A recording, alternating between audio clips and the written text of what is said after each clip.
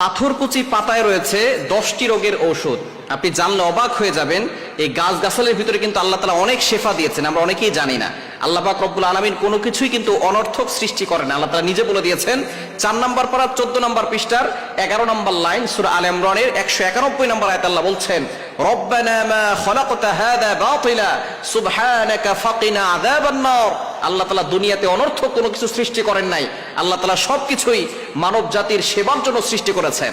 আর গাছগাছালির ভিতরে কিন্তু অনেক ওষুধ রয়েছে, এটা আমরা অনেকেই জানি না। আগে তো এত বর্তমানে যে চিকিৎসা আছে, আগে কিন্তু এরকম চিকিৎসা ব্যবস্থাপনা ছিল না। তখন মানুষ গাছগাছালি দিয়েই তারা সুস্থ হয়ে যেত। আলহামদুলিল্লাহ, আল্লাহর উপরে ভরসা করে এই গাছগাছালি দিয়েই তারা সুস্থ হতো। এবং এই যে পাথরকুচি পাতা, এর ভিতরে কিন্তু 10টি রোগের ওষুধ রয়েছে এবং গাছের ভিতরে কিন্তু কোনো সাইড ইফেক্ট নেই, কোনো পার্শ্ব প্রতিক্রিয়া নেই। এটা খেলে আপনার শরীরে উপকার হবে, কোনো ক্ষতি হবে না।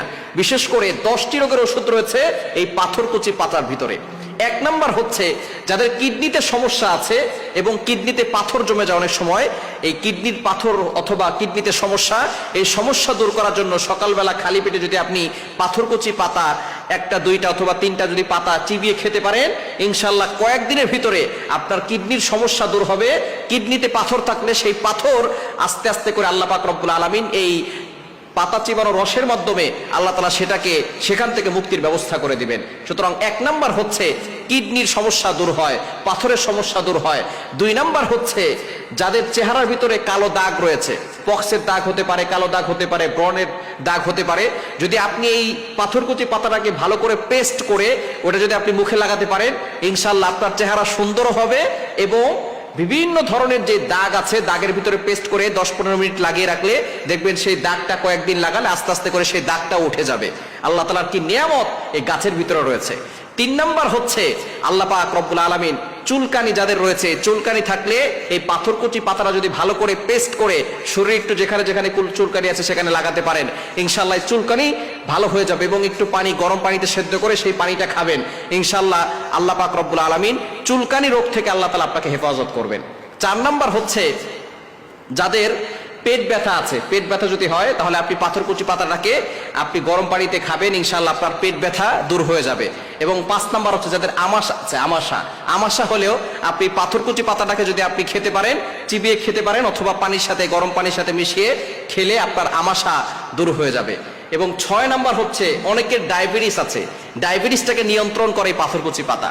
ডায়াবেটিস হচ্ছে এমন একটা রোগ যে রোগের কারণে মানুষ কিন্তু আস্তে আস্তে আরো বড় ধরনের রোগের দিকে ধাপিত হয়ে যায়। এজন্য ডায়াবেটিসটাকে নিয়ন্ত্রণ করবে পাথরকুচি পাতা। সকালবেলা খালি পেটে আপনি 2-3টা পাতা চিবিয়ে খাবেন এবং বিশেষ করে চায়ের সাথেও আপনি খেতে পারেন।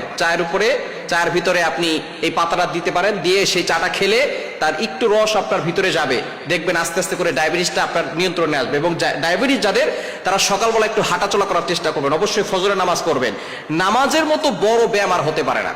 আলহামদুলিল্লাহ সুম্মা আলহামদুলিল্লাহ, নামাজের ভিতরে যে ব্যায়াম আছে, দুনিয়ার ভিতরে অনেক যারা রিসার্চ করে তারা রিসার্চ করে দেখেছে যে নামাজের ভিতরে যে ব্যায়াম আছে অন্য কোনো ভাবে এইরকম ব্যায়াম হয় না। শরীরের প্রত্যেকটা জায়গার ব্যায়াম হয় একমাত্র নামাজের ভিতরে।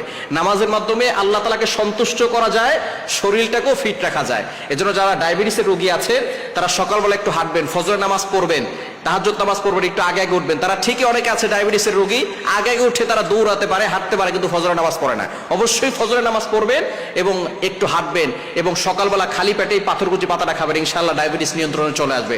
6 নাম্বার। 7 নাম্বার হচ্ছে যাদের শ্বাসকষ্ট আছে, ঠান্ডার সমস্যা, ঠান্ডাজনিত সমস্যা যাদের আছে, এটা আপনি গরম পানির সাথে খাবেন, ইনশাআল্লাহ আপনার ঠান্ডাজনিত সমস্যা দূর হয়ে যাবে, শ্বাসকষ্ট দূর হয়ে যাবে। 8 নাম্বার হচ্ছে লিভারের সমস্যা, লিভারের সমস্যা দূর করে এটা।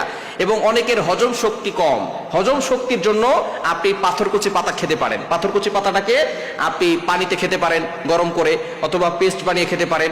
আপনি এটা খাওয়ার পরে ইনশাআল্লাহ দেখবেন আস্তে আস্তে আপনার হজম শক্তি বৃদ্ধি হবে। এবং 10 নম্বরে আপনার রক্ত শূন্যতা আল্লাহ পাক রব্বুল আলামিন এই পাথরকুচি পাতার মাধ্যমে কমিয়ে দিবেন।